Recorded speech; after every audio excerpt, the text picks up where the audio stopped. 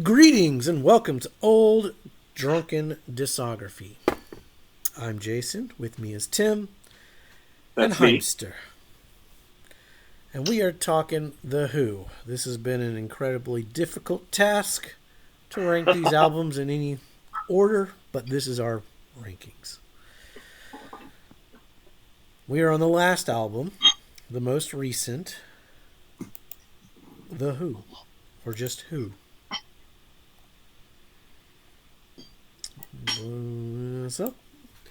So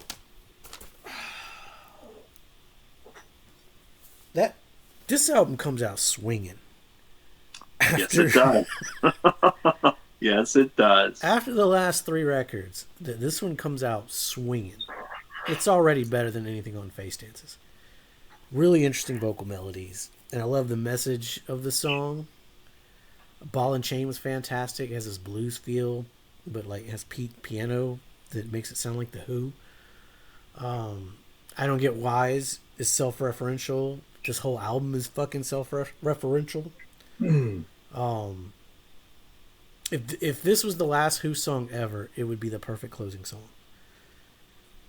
Detour, which is, a throwback to their name. The production on beads, like the whole record sounds phenomenal. This was a really good record. That's all I'm gonna say. I like this one. Yeah, my favorite line is a nice throwback to "The Kids Are All Right." I don't mind other guys ripping off my songs. Well, that was Um, a reference to something specific that happened, actually. Somebody had either sampled one of his songs or actually had just ripped something off. well, sure, Um, sure. and Yeah, he was he responded to it in the press by saying, I don't mind. He didn't make a case out of it. Which Yeah. is amazing and great. When Well, all he is doesn't good. need to.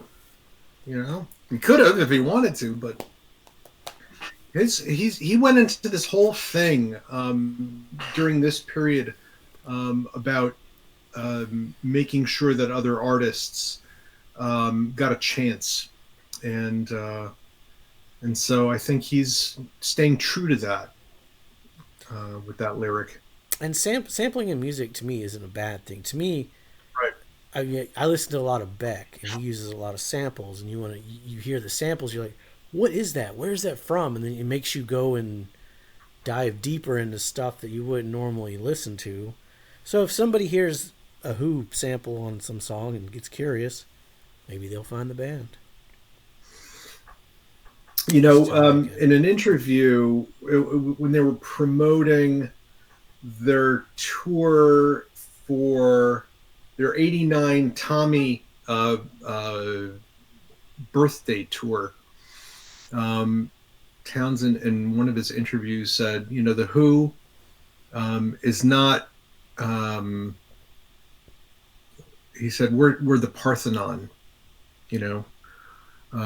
We're for a very long time the band was bent like a reed, but we're here to stay, and all of this business and all this music must fade is is a response to that in some ways, to that sentiment. He's older. He's saying, "Give me a break." All of this is going to fade. This is all of this is um, crap. This one I even stuck around at the end of Spotify and like listened to all the stuff Mm-hmm. after the it. bonus tracks here are awesome. Yeah, this Yeah, gun, Got Nothing, and Danny and My Ponies. yeah, that's a great song. I really liked Got Nothing to Prove. So I even stuck Yeah, around for this one all the way through. Got Nothing to Prove is a demo which he then orchestrated. It sounded like something out of Austin Powers. Sounded like it could have been on a quick one. Yeah, yeah, um, yeah. I think Detour should have been left off the album. I understand what he's trying to do. I get it. I get that he's basically saying at this point, this is who I am. This is who we are. This is what I'm writing. And if you don't like it, too fucking bad.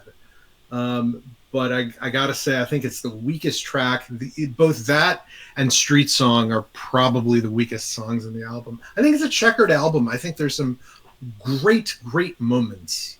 I think Beads on One String brings me to tears every single time I listen to it. It's just so great. It's so back to basics. It's got such a great sound. Love the synthesizer. I love what's happening on the song. I love the topic, everything about it. And Hero Grounds, actually I listened to the audiobook, which came out at the same time as this, which was, the hell was it called? Age of Anxiety, which he goes into. It's really about this band called Hero Ground Zero. And the main character, is this guy. He's picking up themes from Endless Wire. It's the boy who heard music, this guy who's got constant music going on in his head. And, it's all this sort of biographic Townsend stuff that he's working through. What else about this? I just want to say a little background information. I make these spreadsheets that you're looking at here before we get into the music. When I always, I like album art. I look at it, I was like, oh, this is horrible. What kind of album art is that? It's just thrown together. That was my initial thought. After listening to the discography and going all the way through it, when I got to this one, I was looking at this album art and I was like, that is beautiful. I understand it. I get this album art now. Yeah. Everything on here has a purpose and a meaning. It's wonderful. It's another Peter Blake piece. He did Face Dances, did Sgt. Pepper. I mean, this is a great piece of art for this band. Yeah. It's not. It has a place in my life. I can tell you where I was when I first listened to it. And there are a couple of songs on there. I'm probably going to give this band, this album, a significantly higher rating because of Beads on One String. And I love Hero Ground Zero. It's a little too orchestrated, but I still love it. Yeah. Oh, She Rocked My World is about that apartment building fire that happened. I think was it in London? I'm not sure exactly where it was, but it's a story about a woman who died in that fire, and it was a big thing, and they raised money for a lot of the people who were rendered homeless by that fire. Daltrey does a version of a Simon and Garfunkel song in this tribute CD. So there's they're always talking about something. There's a relevance to the material, which is always nice. They're talking to their fans. They're responding to what's going on in the world. It's a different lyrical content, or you take a Rolling Stone, you take the Stones or the Beatles or a lot of these other bands. It's all your typical, trying to get the girl, trying to make it through, in all genres of music. But the Who were outside of that. They're singing about things that not a lot of people were doing, especially in the 60s. Right. And even to this, in 2019, I mean, that's not what's on the radio. Still about girls and, surface level crap. Yeah, Pete has said when he was promoting Psychoderelict, which I had a lot of profanity in it, he said, I don't make this easy for the people I work with because I don't necessarily sing about stuff that people are going to play on the radio, and I make it hard to play on the radio because there's profanity in my material. All right, Tim, what about you? Yeah, okay. So, like I said earlier, my favorite line is I don't mind other guys ripping off my songs. I think that's hilarious. I think this album's great. I think, especially compared to the Endless Wire, we're still down to 2, so there's a cap on how close to the Who sound we're going to be able to get. And this comes really close. Like I said, a large chunk of time between Endless and this one. Yeah, for sure. And obviously they've been touring the whole time. Pino's on the album. They're using a couple different people. Ben Montek is on there. Zach Starkey plays on a few songs. Matt Chamberlain plays on a few songs. It feels like what the Who feel like in the 21st century for me. And then, right off the bat, there's full of piss and vinegar. It sounds like a Who album as opposed to Pete solo stuff with Roger singing it. I like this one a lot. This one's if you go back to our Hackney Diamonds review, everything I felt about that album, I feel about this album, in that it really captures a classic sound that is no longer really achievable. So it's as the close as we're gonna get. Yeah, that classic sound, but with like modern production. It's kind of like Hackney Diamonds was the same way. Right. It sounded like a record from the 70s just recorded now. Right. There was a single that came out in 2014 or 2015 called "Be Lucky." Sure. Yeah. Which one of Daltrey's signature things to the audience at the end of a show. You would call out "Be Lucky," and "All This Music Must Fade" feels like that song as well. It feels like sort of a part. It was like it could have been recorded in the same session. Lovely. Okay. Nice production on that one.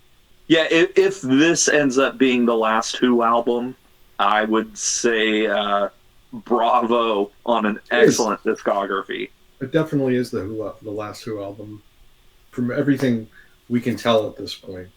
From everything we can tell at this point, yes. If I Don't Want to Get Wise was the last song Pete ever wrote, it would be perfect. Right. No, I think it's a great song. I think the tracks 1 and 3, I think sound like classic Who. Ball and Chain is great. Townsend did a solo version of it. I forget for which TV show it was written. And it's good and it's interesting. It just feels like you're talking about Guantanamo now. Like, how many fucking years has it been? Okay, interesting. It's a little, the material's a little stale, actually. I can see that. I don't know if I agree with it, but I can see where you're coming from. Yeah. All right. Shrink expansion.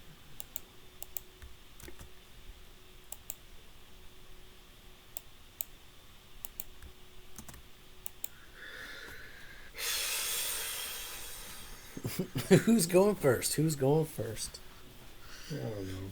Well, I'll give you my hot take. All right. This album is going to go between A Quick One and Quadrophenia. Wow. Oh, wow. That's generous. Above A Quick One. That's incredible. Yeah, I'm going to do it. Well, now I don't feel so bad. I'm going to say it's better than Face Dances. I like it better than that. It's better than Hard. Wow. Yeah, I'm going to put it here. Wow. Really interesting. It was a rocker. Like right. It sounded like The Who. And I haven't heard The Who in a while. Right. You know what I'm going to ask you to do, if I may, at this point, is to switch Who Are You, and what is that? Who by Numbers?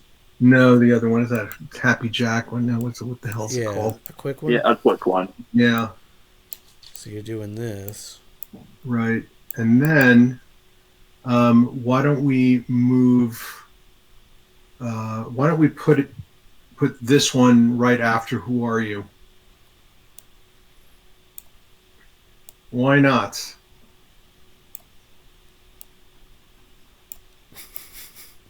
Okay. I can dig it. I can dig it too. So the only thing we lined up on perfectly was Who Are You at number 8. Yeah. Yeah. It looks like Tommy would be overall. No. I'm not looking at number 1 here. No, I think it looks like Who's Next is probably. Yeah, Who's Next is probably the highest ranked overall. Yeah. Which I can get behind that too, so. Yeah. There's something about, reviewing the whole discography now and just sort of hearing it all echo for me, which is very bittersweet. It really is. This is a fun one to do, though. Yeah. I enjoyed this one. I mean, I actually went out and bought a vinyl. I've been looking at by numbers too. Yeah, we got to do our top songs though. So you want to talk about a hard task? Try only picking 7 Who songs. Yes, indeed. Yes, indeed. That's a hard I've been task. dreading this episode. Yeah, me too. So, let us know your rankings down below. Do you agree with us? Disagree with us? Whatever. We want to hear from you. Hit us up on Facebook, Discord. If you missed all the other videos, go check those out. Stick around for top songs. Love you guys. Be safe. Make good decisions. And play a mean pinball. Going to get us together like bees.